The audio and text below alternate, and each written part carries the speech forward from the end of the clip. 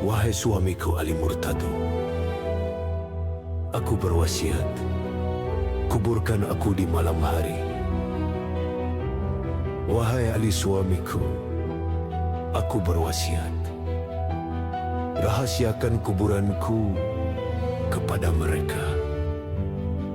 Tak lama lagi aku akan pergi untuk bertemu ayahku, sang Nabi terakhir. Ya Allah, berikanlah petunjuk untuk umat ayahku. Ilahi Rabbi, amin.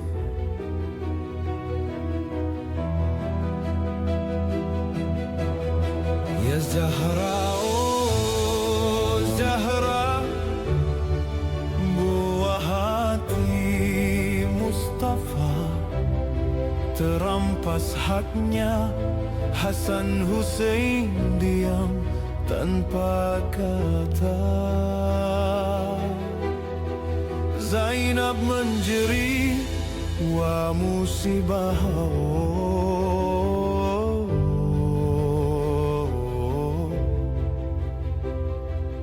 Apa mereka tidak mengenal? Akulah putri Nabi Fatimah Zahra.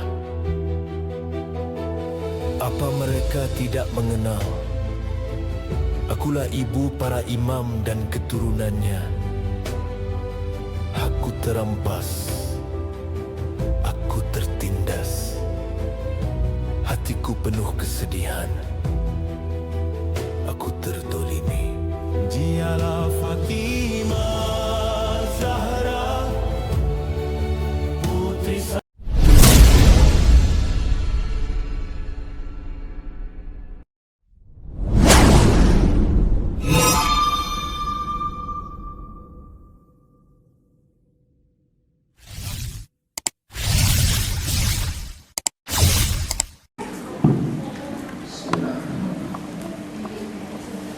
A'udzu billahi samil alim minasyaitonir la'inir rajim.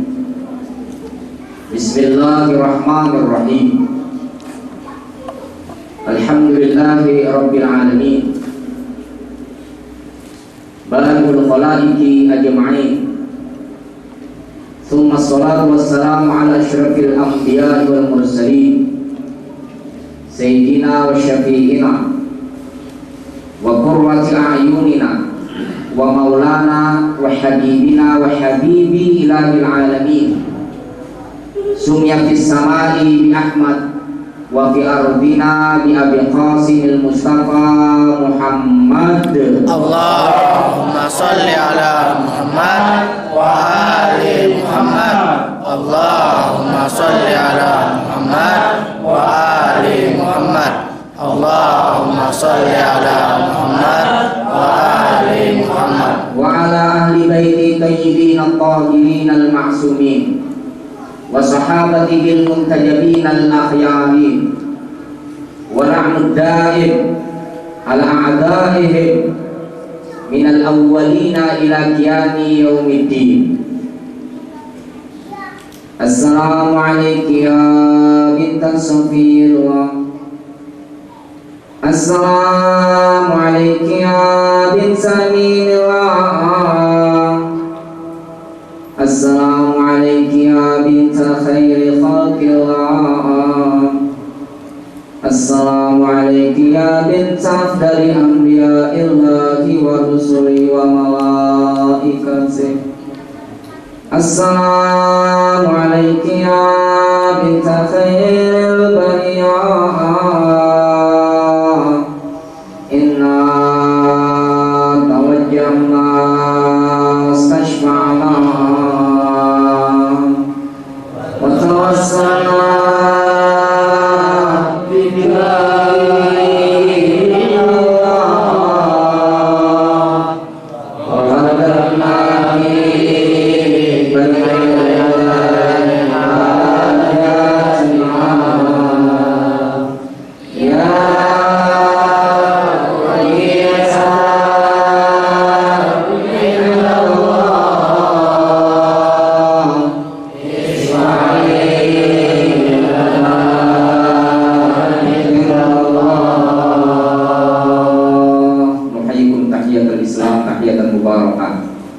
billahil azizil hakim. Assalamualaikum warahmatullahi wabarakatuh. Waalaikumsalam warahmatullahi wabarakatuh. Qala Allah tabaraka wa ta'ala fil kitabihil karim wa huwa asdaqul qailin. A'udzu billahi minasyaitonir rajim.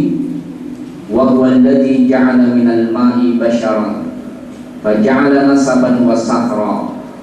Sadaqallahul aliyyul azim.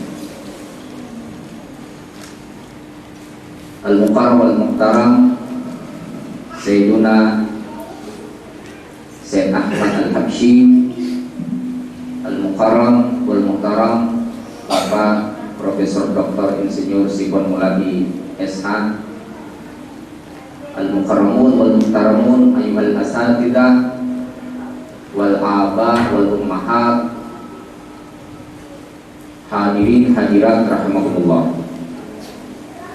Di malam yang mulia ini sungguh satu keagungan yang tiada dapat kita hitung dan kita sebut dengan kata-kata ketika langkah kaki kita dan ayunan tangan kita menyampaikan kita berhadir di tempat yang insya Allah diberkahi dan dimuliakan Allah Subhanahu wa ta'ala. Mengapa saya katakan demikian? Dikarenakan hanya orang yang memiliki keimanan dia akan tersentuh dengan seruan Zahra alaihassalam.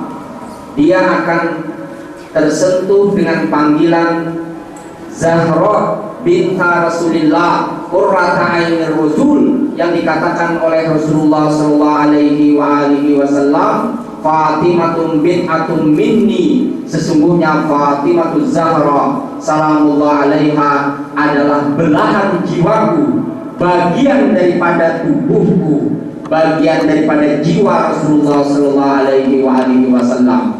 Barang siapa yang mencintai Fatimah, dia sama dengan mencintaiku, kata Rasulullah. Dan barang siapa yang mencintaiku, sama dengan mencintai Allah. Ketika Rasulullah SAW menjadikan timbangan kemarahan dan keridaan Allah, ketika Rasulullah SAW menjadikan timbangan kemarahan dan keridaan Allah, maka Rasulullah SAW menjadikan Sayyidah Fatimah Zahra salamullah alaiha sebagai timbangan keridhaan dan kemarahan Allah Subhanahu wa ta'ala.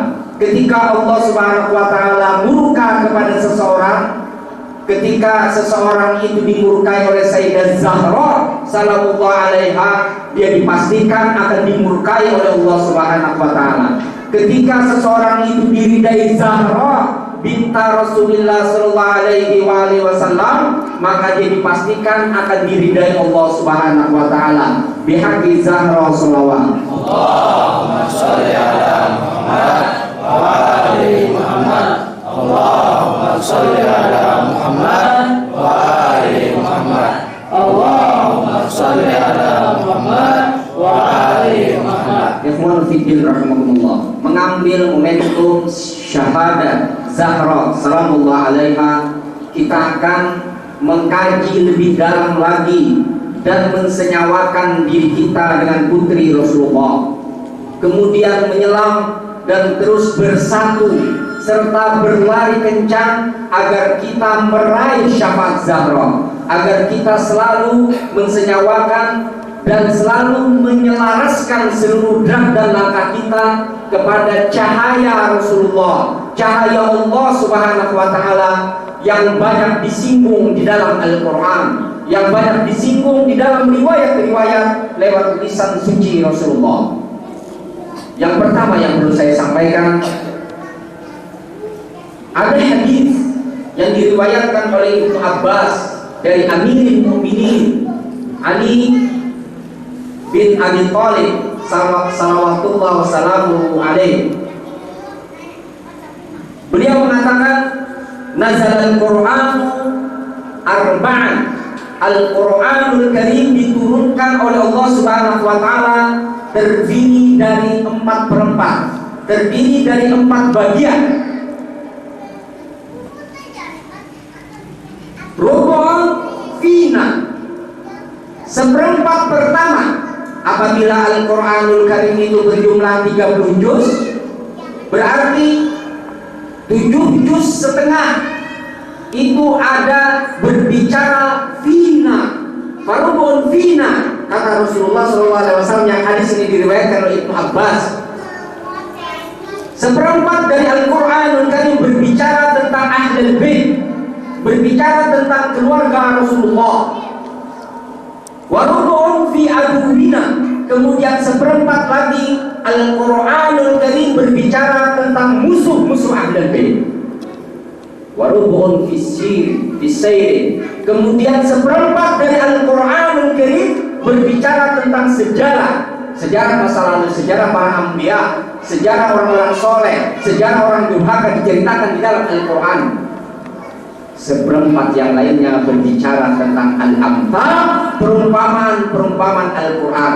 Wa nahnu karamatul Quran. Imam Ali alaihi salatu wasallam berkata, kamilah ahlul bait yang disinggung di dalam Al-Quranul Karim. Innama yuridullahu yudhibankum rijsa ahlul bait wa yutahhirukum tathira. Sesungguhnya Allah Subhanahu wa taala hanya berkehendak untuk menghilangkan segala noda dan najis dari kalian wahai ahlul bait dan mensucikan kalian sesuci-sucinya. Wa nahnu karamatul Quran, dan kamilah, kata Imam Ali, ahlul bait alaihi wassalatu wassalam, semulia-mulia yang disinggung oleh Al-Quran. Salawat. Allahumma salli ala Muhammad wa ali Muhammad. Allahumma salli ala Muhammad wa ali Muhammad. Allahumma salli ala Muhammad wa ali Muhammad. Ikhwan dan akhwat yang dirahmati Allah, seperempat daripada Al-Quran berbicara tentang keluarga Rasulullah. Seperempat lagi berbicara tentang musuh Rasulullah. Kalau seperempat berbicara tentang Ahlul Bait alaihi wassalatu wassalam ditambah dengan musuh Ahlul Bait, berarti setengah daripada Al-Quran itu sangat bersinggungan erat dengan Ahlul Bait dan orang yang durhaka kepada Ahlul Bait. Pada malam yang mulia ini kita membicarakan sosok mulia, hari wafatnya atau hari syahadatnya putri agung Rasulullah. Mudah-mudahan perhatian Anda tertuju pada tema yang akan kita bahas pada malam hari ini. Bertahannya Anda di sini dalam rangka untuk mengenal dan terus menyatukan diri kita atas dasar mahabbah kita kepada putri Rasulullah sallallahu alaihi wasallam. Nanti putri Rasulullah sallallahu alaihi wasallam di hari kiamat kelak, ketika makhluk-makhluk manusia di mahsyar nanti berlari ke sana kemari mencari syafaat, kemudian di Sirat semuanya disuruh oleh Allah Subhanahu wa taala memejamkan matanya. Kemudian ada terdengar suara bahwa sesungguhnya putri Rasulullah sallallahu alaihi wasallam Fatimah Zahra ingin lewat di atas titian Sirat tersebut. Kemudian seluruh mata diarahkan untuk membelalakan matanya dan seluruh mata diperintahkan untuk memejamkan matanya. Hanya Ahlul Bait alaihi wassalam yang boleh melihat Fatimah Zahra sallallahu alaiha. Kemudian Sayyidah Fatimah Zahra sallallahu alaiha akan melihat sosok-sosok manusia yang dikenalnya. Ketika manusia tersebut dikenal oleh Sayyidah Fatimah Zahra sallallahu alaiha, maka Sayyidah Fatimah Zahra akan melirik orang tersebut. Senyuman beliau, pancaran cahaya Zahra alaiha salatu wassalam akan tertransformasikan kepada orang tersebut, dan orang tersebut akan dipastikan selamat menyeberangi Sirat. Semoga kita yang bertahan dalam alokasi waktu yang singkat pada malam yang mulia ini menjadi orang-orang yang akan digapai oleh cahaya Zahra. Cahaya Zahra adalah sosok Zahra adalah manusia wanita agung yang dijadikan barometer, yang dijadikan ukuran oleh Allah Subhanahu wa taala. Ridho dan murkanya Allah ada pada keridhaan dan kemurkaan Sayyidah Fatimah Zahra sallallahu alaihi wasallam. Allahumma shalli ala Muhammad wa ali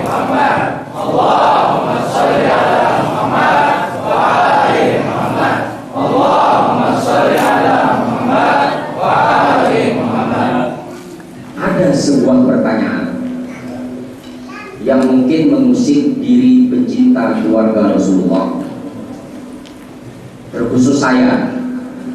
Ketika saya mengadakan saya salah satu pembicara dalam sebuah seminar tentang Ahlul Bait alaihi wassalatu wassalam, maka saya ditanya puluhan pertanyaan. Kenapa Anda sering menyinggung tentang pribadi Ali? Kenapa Anda sering menyinggung tentang pribadi Fatimah? Kenapa Anda sering menyinggung tentang pribadi Al-Hasan Al-Husain? Yang semua pribadi tersebut tidak terdapat di dalam Al-Quran. Mereka melontarkan sebuah pertanyaan a priori, pertanyaan sinis kepada orang yang sering berbicara tentang Amirul Mukminin, orang yang sering berbicara tentang Zahra, orang yang sering berbicara tentang Al-Hasan Al-Husain, yang semua mereka ini adalah yang dimaksud oleh ayat Al-Ahzab, surah Al-Ahzab ayat 33. Ketika turun ayat ini, Rasulullah SAW menyelimuti figur-figur Amirul Mukminin Al-Hasan Al-Husain dan Sayyidah Fatimah Zahra sallallahu alaiha yang tersebar di dalam kitab-kitab tafsir yang ditulis oleh para ulama. Ma'asyiral muslimin wal akhwat rahimakumullah. Saya akan menjelaskan dunia Al-Qur'anul Karim berbicara tentang Fir'aun. Al-Qur'anul Karim berbicara tentang Abu Jahal. Al-Qur'anul Karim berbicara tentang Abu Lahab. Al-Qur'anul Karim berbicara tentang manusia-manusia durhaka. Al-Qur'anul Karim berbicara tentang iblis. Al-Qur'anul Karim juga berbicara tentang syayatin. Al-Qur'anul Karim berbicara tentang kejahatan-kejahatan manusia masa lalu. Al-Qur'anul Karim berbicara tentang berbagai bentuk pembicaraan yang ada dalam Al-Quran, sehingga Al-Quran tersebut terbagi menjadi 4 bagian. Ada yang berbicara tentang orang-orang mulia, ada yang berbicara tentang orang-orang durhaka, ada berbicara tentang sejarah masa lalu, dan ada berbicara tentang amsal. Mungkin pada malam hari ini kita akan membahas tentang amsalul Quran, tentang amsalul Quran, perumpamaan-perumpamaan di dalam Al-Quran. Mana buktinya bahwa seperempat Al-Quran itu berbicara tentang Ahlul Bait? Mana buktinya bahwa seperempat Al-Quran itu berbicara tentang musuh Ahlul Bait? Sedangkan musuh-musuh itu katanya memiliki nama. Ahlul Bait alaihi wassalam juga memiliki nama. Sekarang saya akan memberikan sebuah penjelasan kepada Anda sekalian. Ketika Al-Quranul Karim menisbahkan, Allah Subhanahu wa Ta'ala menyebut surah di dalam Al-Quran dengan Al-Ankabut. Al-Ankabut itu artinya sarang laba-laba. Sarang laba-laba. Al-Ankabut adalah sarang laba-laba. Mulia mana sarang laba-laba dengan manusia? Pasti Anda akan menjawab bahwa yang mulia, yang lebih mulia adalah manusia dibandingkan sarang laba-laba. Ada nama surah Al-Quran An-Nahl, lebah. Ada nama Al-Quran Al-Baqarah, sapi betina. Ada nama Al-Quran apa? Al-Lahab, surah Al-Lahab, Abu Lahab. Ada nama Al-Quranul Karim berbicara tentang Fir'aun. Ada Al-Quranul Karim berbicara tentang laut. Al-Quranul Karim berbicara tentang gunung. Al-Quranul Karim berbicara tentang tempat. Sekarang ketika kita ingin membandingkan mana mulianya manusia dengan laut, mana mulianya manusia dengan gunung, ketika Al-Quran berbicara tentang gunung, maka Al-Quranul Karim mempergunakan amsal. Al-Quranul Karim tentu mempergunakan perumpamaan-perumpamaan. Sekarang itulah yang akan kita bahas pada malam yang mulia ini. Pertama, sholawat.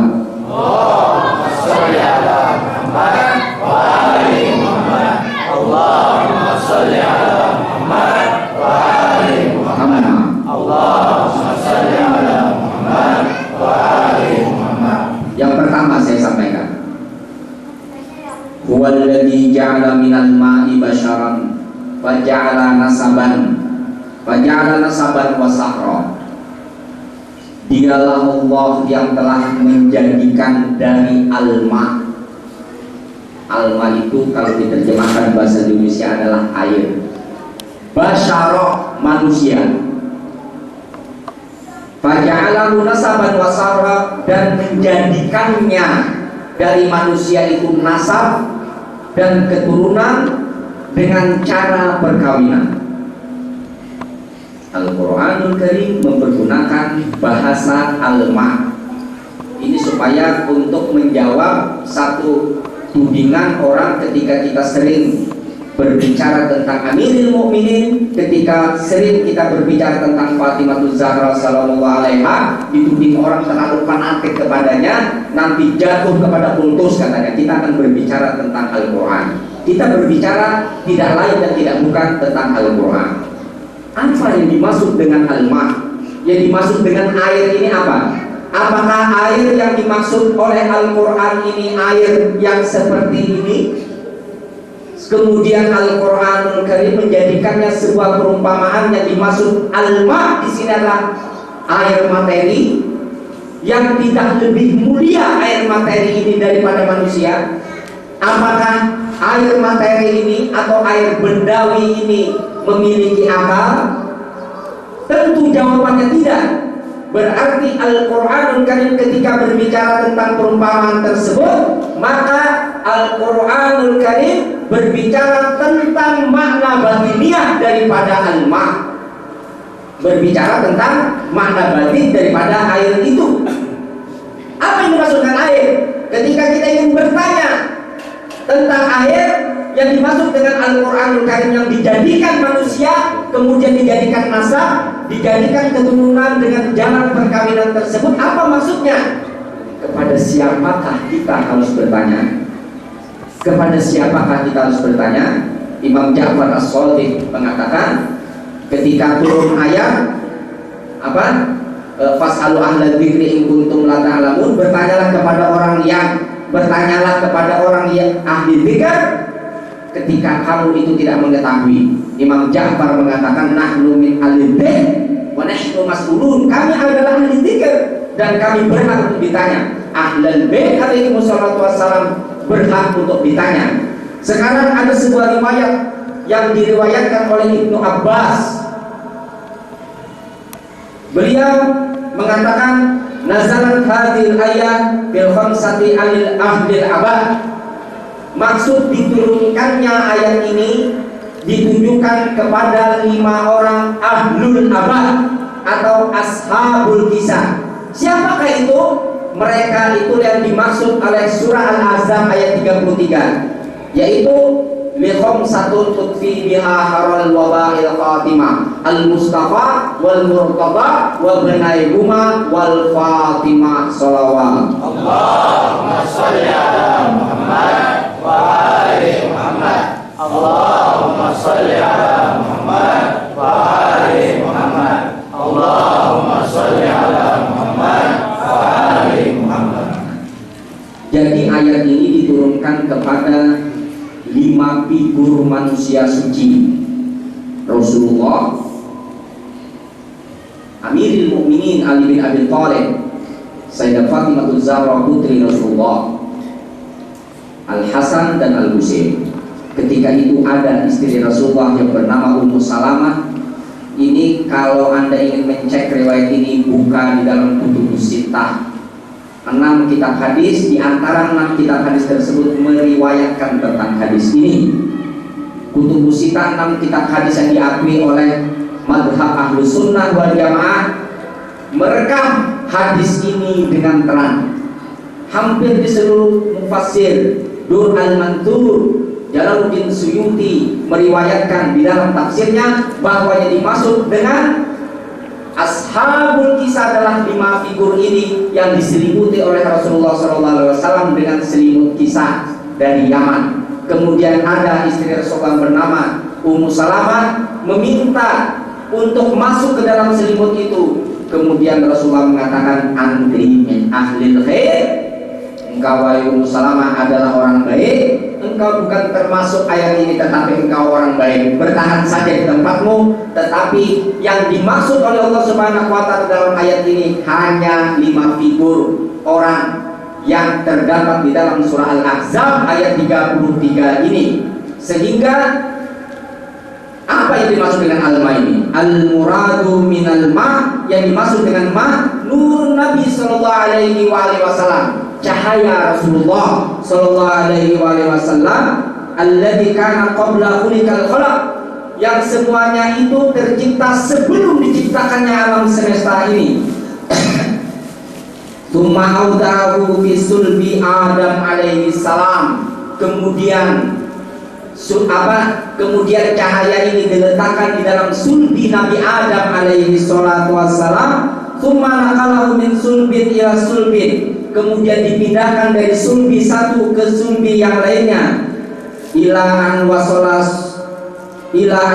sulbu Abdul Muttalibi fasara juz'ain, ketika sulbi ini, cahaya ini berada di sulbinya Abdul Muttalib, kemudian cahaya ini terbagi menjadi 2, ya kan? Dipindahkan dari sulbi satu ke sulbi yang lainnya dari Nabi Adam, tentu sulbi yang suci. Yusqal ila sulbi Abdullah walidan Nabi sallallahu alaihi wasallam, satu bagian cahaya itu berada di sulbinya Abdullah alaihi salam yang melahirkan Rasulullah sallallahu alaihi wasallam. Wa yusqal ila sulbi Abi Thalib walida Aliyan, kemudian satu bagian dari cahaya itu berada di sulbinya Abdul Muttalib, Abu Thalib, lahirlah Ali bin Abi Thalib. Tsumma allafat nikah fazawaja Ali fajawaza Ali bi Fatimah wa walida Hasanan wa Husain salawatullah wassalamu alaihim ajma'in. Kemudian terjadilah pernikahan antara Imam Ali dan Sayyidah Fatimah Zahra, lahirlah Al-Hasan dan Al-Husain, salam dan sholawat atas mereka semua. Sehingga yang dimaksud dengan al-ma di sini adalah cahaya Rasulullah, Nur Muhammad, yang Nur Muhammad ini dinukilkan dari satu tempat ke tempat sulbi yang lainnya sampai pada sulbi Abdul Muttalib. Terpancarlah cahaya ini menjadi 2, satu di sulbinya Abdullah dan satu di sulbinya Abu Thalib. Hal ini membuktikan bahwa Abu Thalib paman Rasulullah sallallahu alaihi wasallam. Satu golongan madhab Islam ada yang mengatakan bahwa Abu Thalib adalah kafir dan musyrik, dapat dipatahkan dengan riwayat ini. Banyak Al-Quranul Karim menyinggung tentang Abu Thalib. Bagaimana mungkin ketika seseorang itu disebut musyrik, ketika seseorang itu disebut kafir, Rasulullah SAW ketika kematiannya bersedih, padahal seorang mukmin tidak boleh menyedihkan seorang yang kafir meninggal dunia walaupun ia orang tuanya. Tetapi Abu Thalib adalah seorang mukmin sejati, seorang awal yang disinggung di dalam Al-Quranul Karim di dalam surah Ad-Duha, awal yatim, ketika Rasulullah SAW mengatakan ana wa kafilul yatim hakada fil jannah, aku beserta pemelihara anak yatim seperti ini di dalam surga. Ketika Rasulullah mengatakan begitu, Rasulullah SAW menunjuk Abu Thalib, aku beserta orang ini pemelihara anak yatim hakada fil jannah, pemelihara anak yatim seperti ini di dalam surga. Ini sebuah argumentasi. Sejarah banyak membuktikan bahwa Ahlul Bait alaihi wassalam banyak didiskreditkan oleh manusia, sehingga tidak heran riwayat-riwayat sebagaimana yang dikatakan oleh Profesor Dr. Siponulani tadi. Ketika kita berbicara tentang riwayat-riwayat Ali bin Abi Thalib, ketika kita berbicara tentang riwayat Sayyidah Fatimah Zahra sallallahu alaiha, berapa persen kitab-kitab hadis yang membicarakan tentang mereka. Tetapi ketika berbicara tentang yang lainnya, kitab-kitab hadis dipenuhi dengan riwayat-riwayat yang lainnya itu. Ini menandakan sebuah diskriminasi manusia, sehingga wajar Allah Subhanahu wa taala mengatakan di dalam Al-Qur'an, wa bil haqqi aktsaruhum karihun. Kepada kebenaran kebanyakan manusia itu membencinya. Anda jangan heran ketika Anda menjatuhkan pilihan sebagai pencinta Ahlul Bait, pencinta keluarga Rasulullah, berarti Anda sebagai pencinta kebenaran, pencinta keluarga Rasulullah SAW. Fasta'id bil bala, Anda bersiap-siap untuk menerima segala ujian, menerima segala cacian. Kadang-kadang Anda dikatakan kafir, Anda dikatakan musyrik. Hal itu terjadi ribuan tahun yang telah lalu. Akan tetapi karena perjuangan Zahra, karena penderitaan Zahra, umat yang pada hari ini selalu didiskreditkan oleh manusia lainnya, pada hari ini pengikut Ahlul Bait seluruh dunia berjumlah 350 juta orang yang melewati masa-masa sangat sulit. Ini membuktikan bahwa kita bersama tidak boleh takut. La tahab, la tahzan. Pencinta kebenaran, al-faizun anta wa syi'atuka ya al-faizun al-yawmal qiyamah, kata Rasulullah. Engkau wahai Ali dan pengikutmu akan menang di hari kiamat nanti. Ketika Rasulullah SAW menafsiri surah Al-Bayyinah, di dalam surah Al-Bayyinah ayat 5, Rasulullah SAW menepuk pundak Imam Ali alaihi salatu wassalam dan mengatakan, engkau dan pengikutmu akan menjadi menang di hari kiamat. Shalawat. Allahumma shalli ala Muhammad wa ali Muhammad. Allahumma shalli ala Muhammad wa ali Muhammad.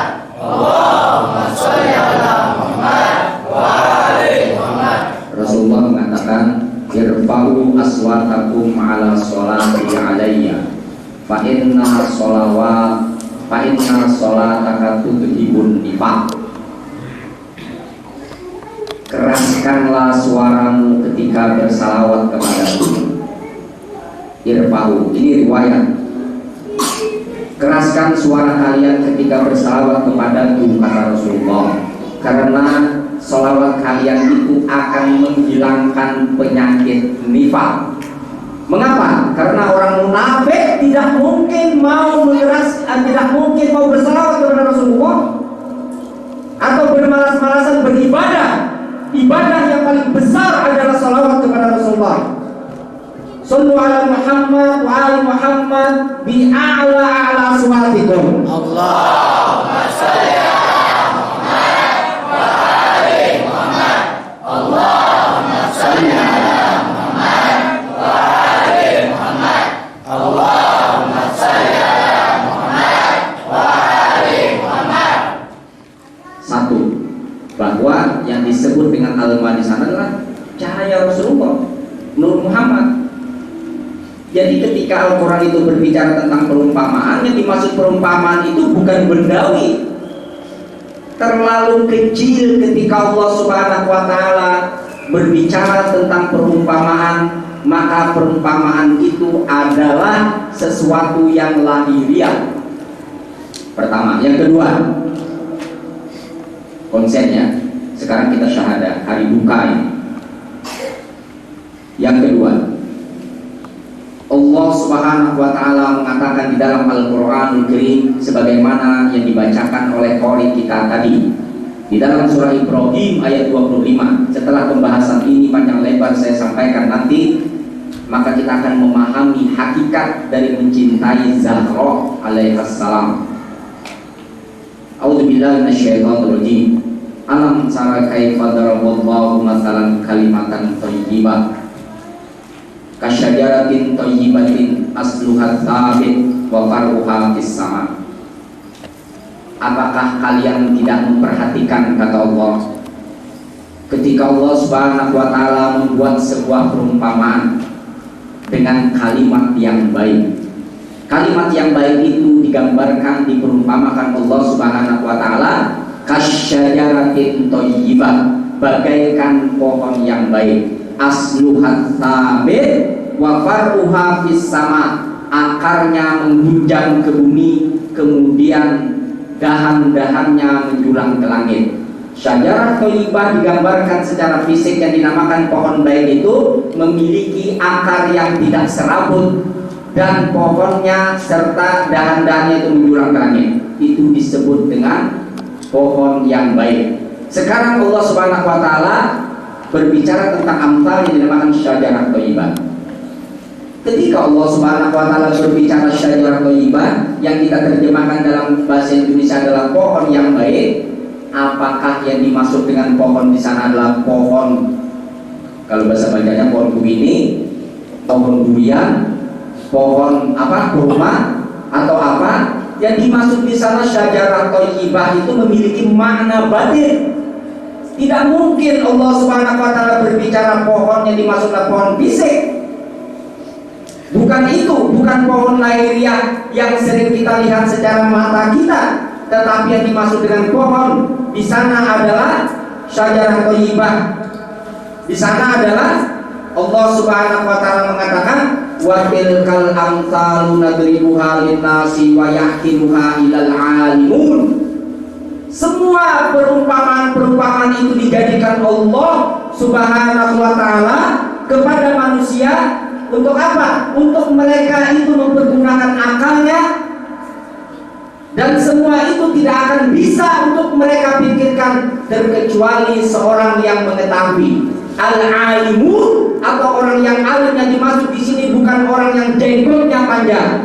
Orang yang alim yang dimaksud di sini bukan jubahnya besar. Orang yang alim yang dimaksud di sini bukan jubahnya besar. Orang yang alim yang dimaksud di sini bukan sekolah di Madinah, bukan sekolah di luar negeri, bukan orang yang menghafal seluruh tafsir-tafsir, bukan begitu. Tetapi yang dimaksud dengan alimun menurut Al-Qur'anul Karim yang dimaksud di sini adalah alladzi yafhamu ma'aniyal amsal. Orang-orang yang mengetahui tentang perumpamaan-perumpamaan di dalam Al-Qur'anul Karim. Shalawat. Allahumma shalli ala Muhammad wa ali Muhammad. Allahumma shalli ala Muhammad wa ali Muhammad. Allahumma shalli ala Muhammad wa ali Muhammad. Ada dua perumpamaan pohon yang digambarkan Allah Subhanahu wa taala. Yang pertama adalah pohon yang dimaksud adalah pohon yang baik, syajarah thayyibah. Yang kedua syajaratun khabithah. Syajaratun khabithah, pertama pohon yang baik, yang kedua pohon yang jelek. Pohon yang baik adalah asluha tabitun wa farruha fis sama. Akarnya menghujam ke bumi, kemudian dahan-dahannya menjulang ke langit. Ketika kita ingin mengetahui apa yang dimaksud Allah Subhanahu wa taala dengan syajarah thayyibah di sini, kita bertanya terhadap ahlul Quran. Kita bertanya kepada mufassir Al-Quran, bukan bertanya kepada orang yang bukan ahli tafsir. Rasulullah mengatakan man fassara Al-Quran bi ra'yihi falyatabawwa ma'adahu minan nar. Barang siapa yang menafsiri Al-Quran dengan ra'yunya, maka bersiap-siaplah ia akan mengapling tempat di dalam api neraka. Sehingga yang berhak menafsirkan Al-Quran itu siapa? Yang berhak menafsirkan Al-Quran Karim adalah kitabun nafi', kitab yang bisa berbicara.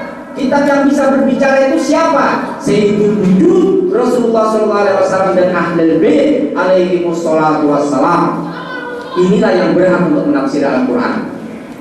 Allah Rasulullah SAW bersabda ketika mensifati Amirul Mukminin Ali bin Abi Thalib. Perhatikan, benar-benar ini kajian Anda tidak dapatkan di mana saja Anda tidak dapatkan.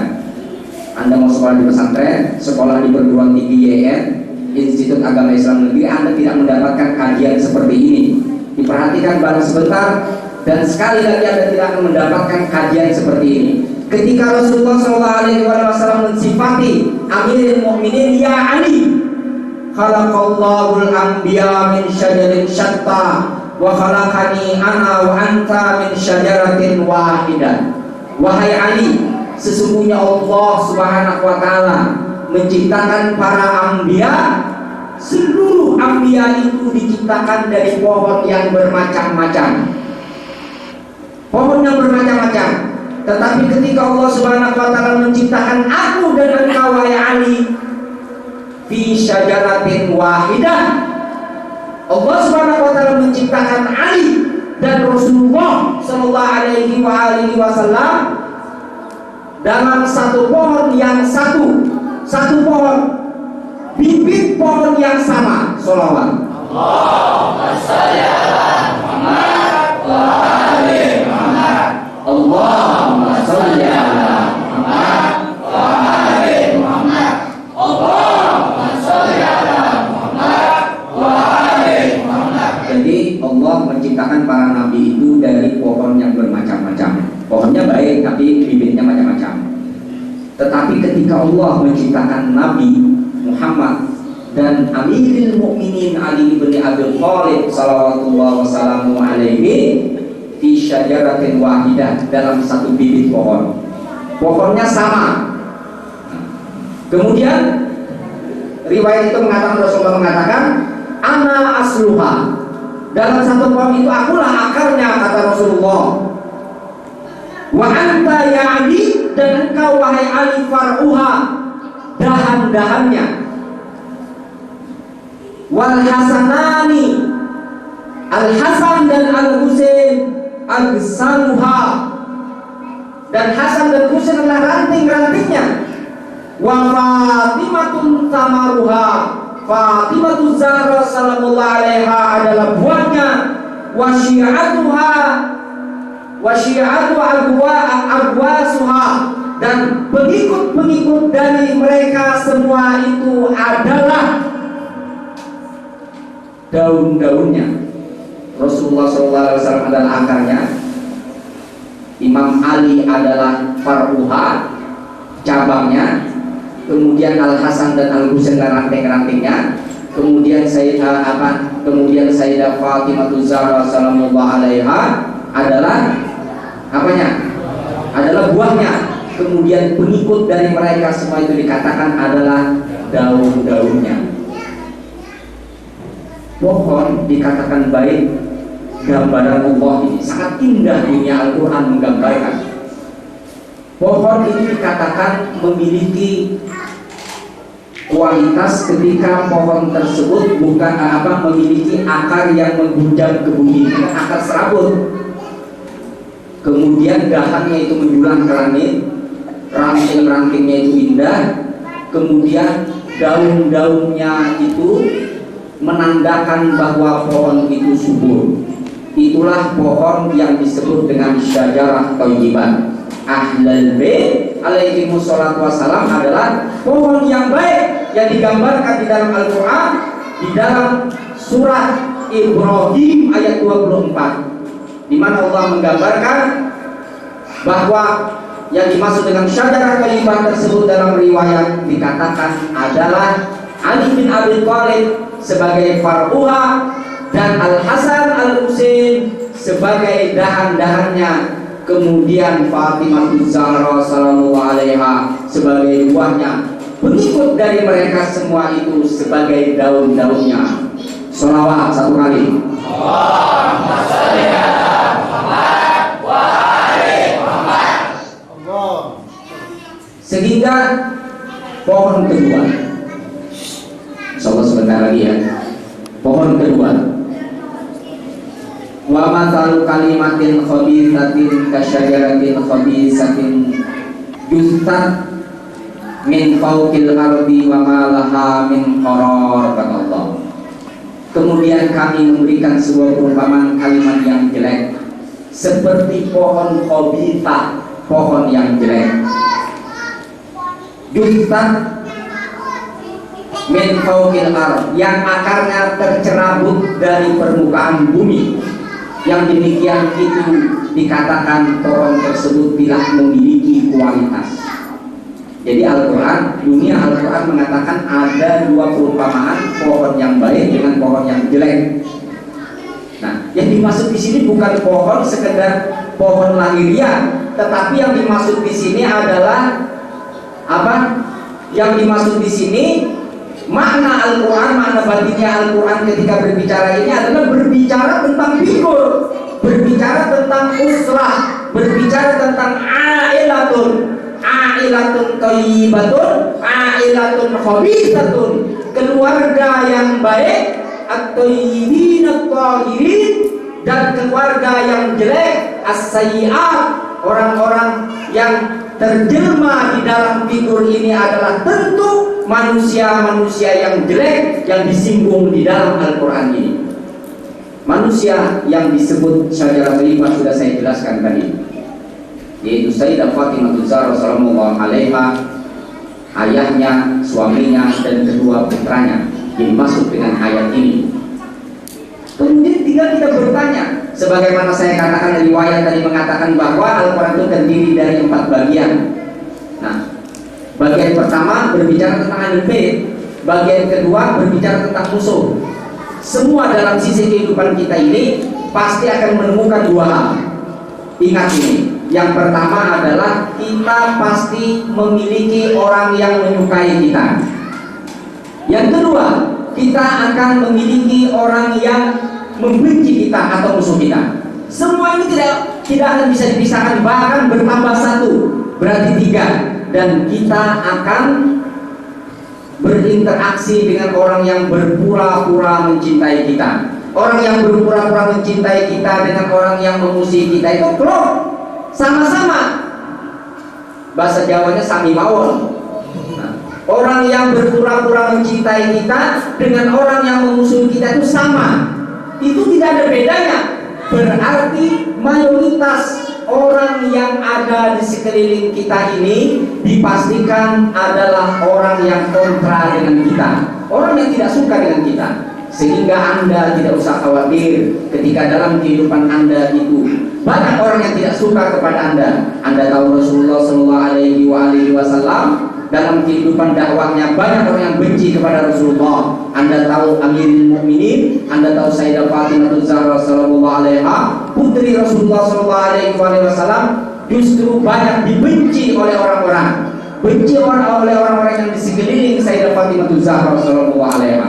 Sehingga Allah mengatakan wabil haqqi aktsaruhum karihun, kepada kebenaran banyak sekali manusia itu benci kepada sebuah kebenaran. Sehingga jangan takut, la takhaf wa la tahzan, innallaha ma'ana. Jangan takut, jangan bersedih, sesungguhnya Allah bersama kita. Ketika kita berada dalam sebuah kebenaran, kita akan bersama Allah Subhanahu wa taala. Sholawat sekali. Allahumma shalli ala Muhammad wa ali Muhammad. Ikhwan fillah rahimahullah. Sekarang pertanyaannya, siapa yang dimaksud dengan syajarah khabithah? Musuh Rasulullah. Musuh Rasulullah siapa? Riwayat banyak mengatakan salah satu hadis, salah satu daripada hadis yang masyhur di kalangan kita adalah innal khilafata muharamatun ala ali Abi Sufyan.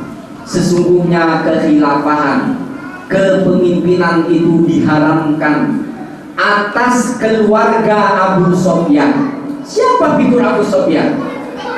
Ini kita mengkaji Al-Quran, riwayat, argumentasinya jelas. Itu apa? Siapa Abu Sufyan? Abu Sufyan adalah Rasulullah SAW mengatakan, Abu Sufyan selalu memusuhiku. Muawiyah memusuhi Amirul Mukminin dan Al-Hasan. Kemudian Yazid laknatullah alaih selalu memusuhi Imam Al-Husain. Kemudian ada keluarga Abu Sufyan ini di akhir zaman memusuhi Imam Mahdi Adalullah Faradul Syarif yang bernama Sufyani. Sekarang Anda lihat golongan dan kelompok Sufyaini itu telah menyebar di daerah Syria sana. Huru hara dan kerusuhan yang terjadi, diskriminasi manusia kepada manusia yang lainnya. Anda tahu baru-baru tadi ada sekelompok manusia yang memproklamirkan dirinya, wahai manusia, sesungguhnya kami kelompok orang yang memberangus dan membunuh keturunan Ali bin Abi Thalib, dan kami adalah pengikut setia Abu Sufyan, pengikut setia Muawiyah, pengikut setia Yazid, yang semua itu adalah dipergilirkan Allah Subhanahu wa taala, wa tilkal amsalu nadribuha bainan nas la'allahum yatafakkarun, yang semuanya itu diberikan contoh oleh Allah Subhanahu wa taala di antara pergiliran perjalanan manusia ini untuk agar manusia itu berpikir. Wa tilkal ayyam nudawiluha bainan nas, Allah mempergilirkan hari-hari ini di antara manusia.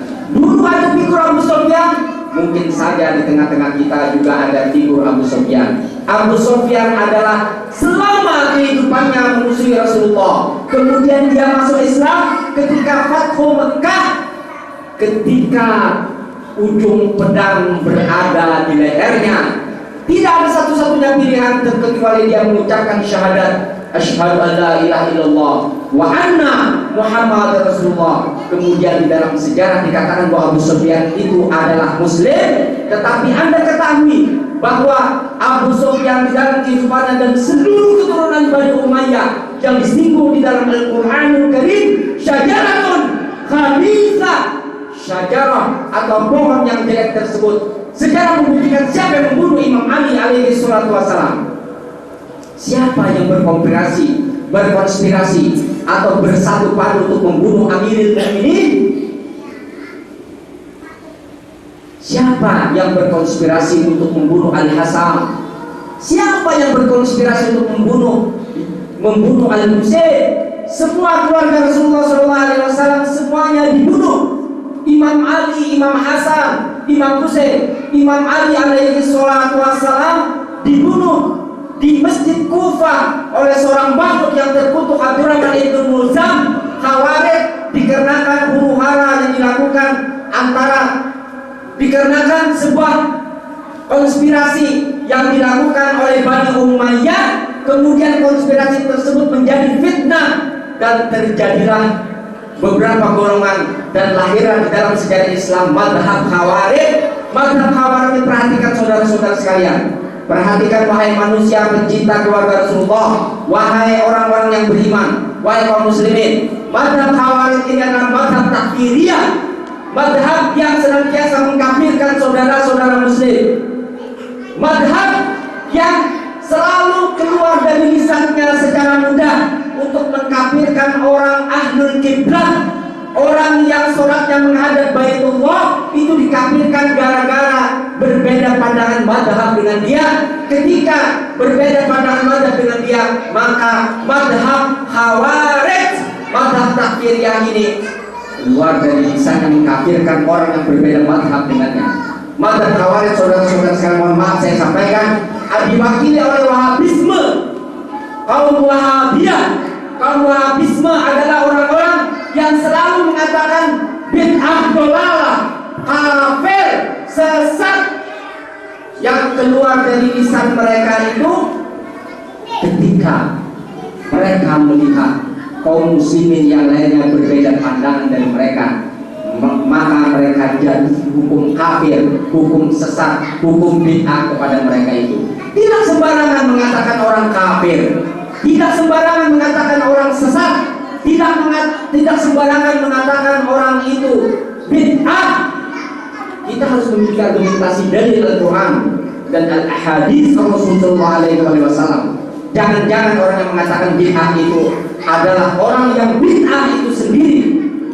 Orang melempar bola kadang-kadang ke dinding, bola itu akan kembali kepada dirinya.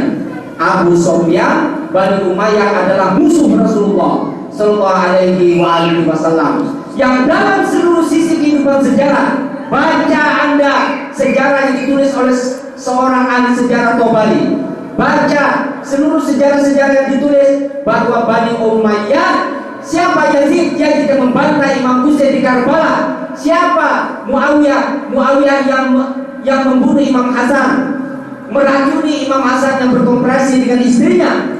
Begitu juga Muawiyah yang memerangi Imam Ali alaihi salatu wassalam. Kemudian lahirlah mazhab Khawarij. Kemudian Khawarij ini adalah orang yang pertama kali mengkafirkan dan memurtadkan Imam Ali adalah mazhab Khawarij. Kalau ada orang yang mengatakan bahwa pencinta Amirul Mukminin, pencinta Sayyidah Fatimah Zahra sallallahu alaihi itu kafir, maka tidak lain dan tidak bukan mereka itu adalah terpengaruh dengan mazhab takfiriyah, mazhab khawarij. Mudah-mudahan kita semua mendapat syafaat Zahra pada malam yang mulia ini.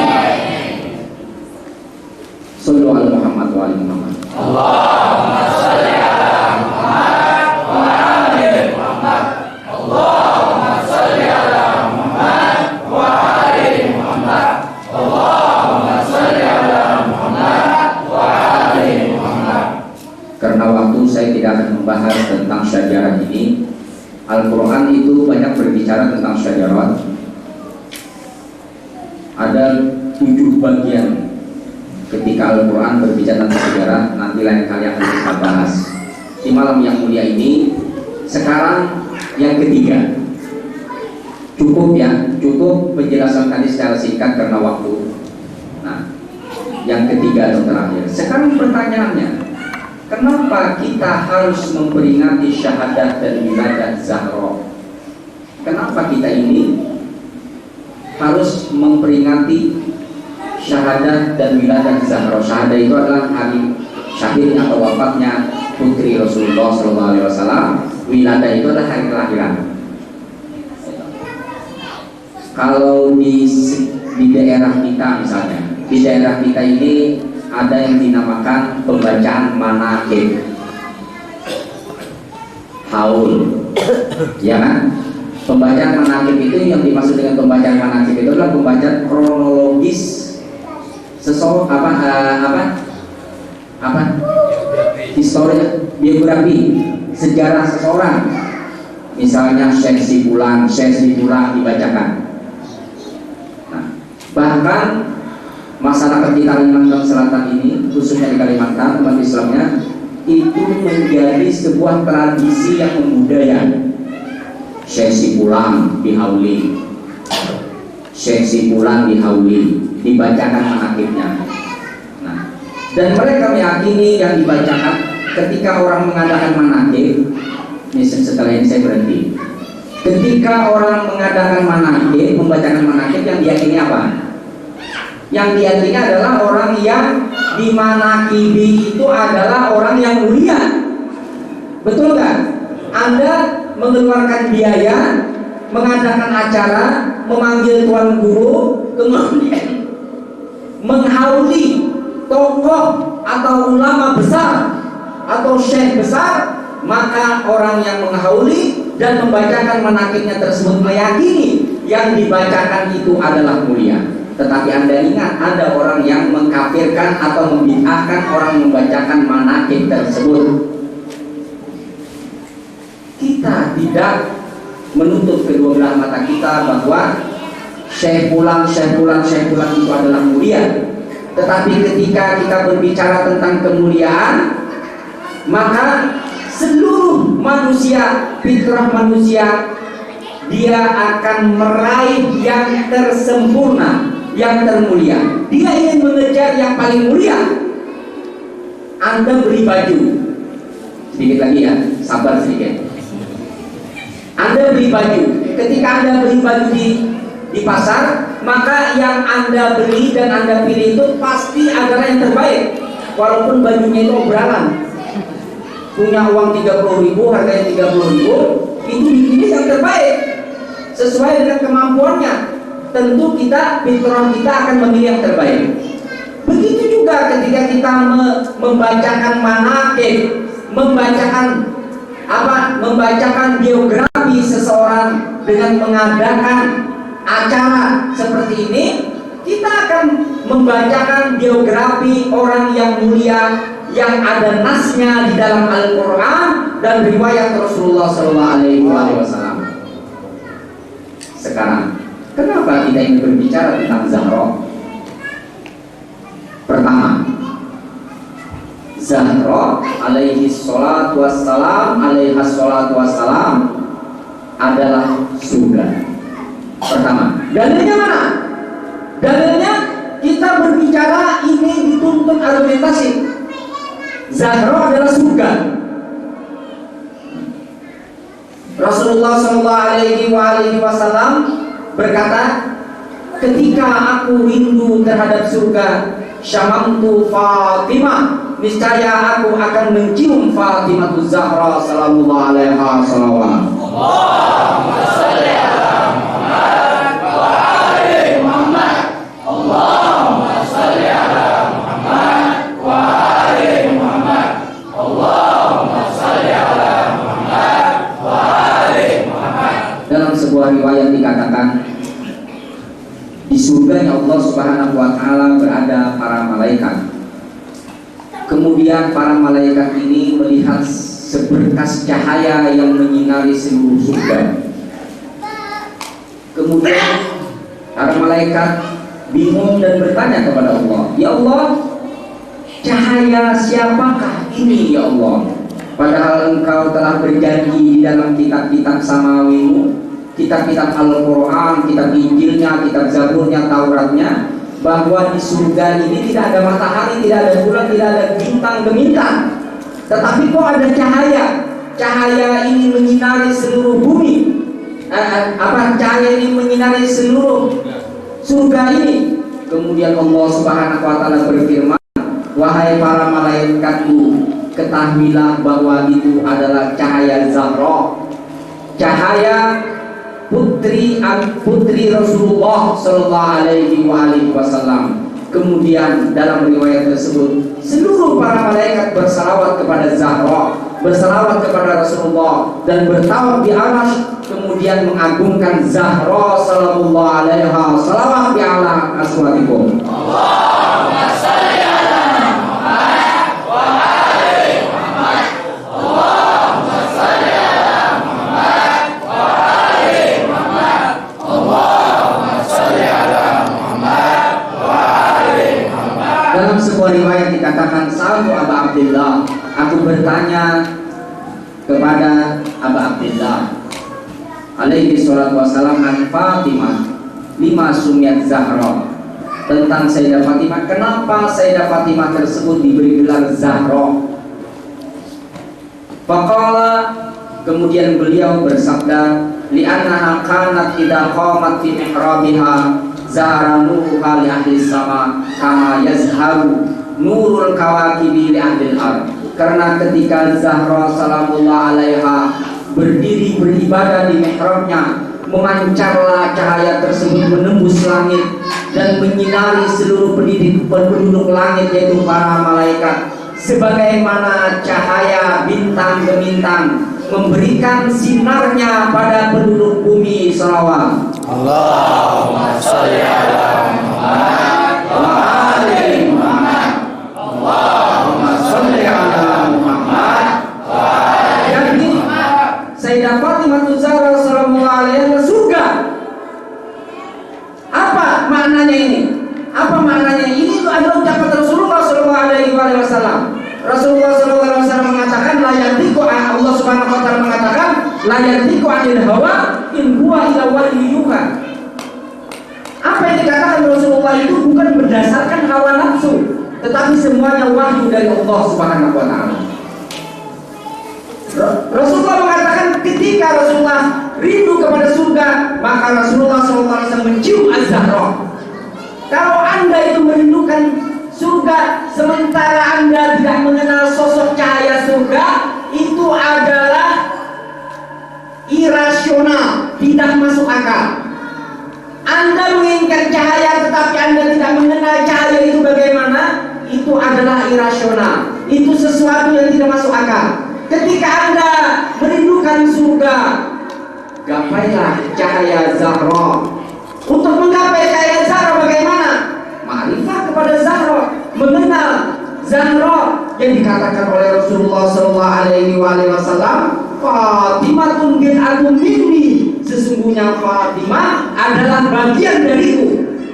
Yang dimaksud dengan bagian dariku adalah saya menggambarkan seluruh tubuhnya terdiri dari tangan, kaki, kepala, hidung, dan seluruhnya itu dikatakan tubuh. Ketika hilang beberapa mili dari kelingking kita ini, tangan kita potong, yang merasakan sakit itu seluruh tubuh kita, bukan hanya kelingking kita. Inilah Rasulullah SAW menggambarkan bahwa Zahra salamullah alaiha adalah surganya Allah Subhanahu wa taala. Ketika orang beribadah tidak mengenal wali-wali Allah, tidak mengenal kekasih-kekasih Allah Subhanahu wa taala, mana mungkin dia dapat menuju surga. Kita berharap mudah-mudahan surga itu dapat kita raih dengan kita mencintai Zahra putri Rasulullah sallallahu alaihi wasallam. Salawat. Allahumma shalli ala Muhammad wa ali Muhammad. Allahumma shalli ala Muhammad wa ali Muhammad. Saudara-saudara sekalian rahimakumullah. Yang kedua, yang pertama tadi Zahra itu surga. Yang kedua, Zahra salamullah alaiha adalah barometer atau ukuran dia itu diridai Allah atau tidak. Seseorang itu diridai Allah atau tidak, itu ukurannya adalah Fatimah Zahra salamullah alaiha. Ini juga kata Rasulullah sallallahu alaihi wasallam, innallaha yaghdabu liqadabiki wa yarda liridhaki. Kata Rasulullah terhadap putrinya Sayyidah Fatimah Zahra sallallahu alaiha, sesungguhnya Allah akan marah, akan murka terhadap kemurkaanmu, dan sesungguhnya Allah Subhanahu wa taala akan ridha atas ridhamu wahai Fatimah. Sekarang ketika ada sesosok manusia atau kelompok yang menyakiti Zahra, yang membuat Zahra itu menderita, yang membuat Zahra itu terjalimi, cukuplah bagi kita untuk mengambil siapa sih sesungguhnya Zahra. Kalau orang menolak riwayat ini, masih banyak riwayat-riwayat yang akan kita kemukakan. Rasulullah SAW mengatakan, Fatimah bintu minni, sesungguhnya Fatimah itu bagian dariku, sebagaimana saya jelaskan tadi. Hadis ini diriwayatkan oleh istri Rasulullah, yaitu Aisyah. Hadis ini juga diriwayatkan oleh khalifah kedua. Khalifah kedua siapa? Umar bin Khattab. Hadis ini menyebar di seluruh tafsir yang ditulis oleh para ulama. Cukuplah bagi kita sebagai dalil bahwa keridhaan Allah ada pada keridhaan Fatimah, dan keridhaan dan kemurkaan Allah ada pada kemurkaan Fatimah. Saudara-saudaraku sekalian rahimakumullah, di malam yang mulia ini kita berharap agar Zahra sallallahu alaiha melihat dan menggapai kita. Saya ingin menyampaikan rasa kedukaan kepada Zahra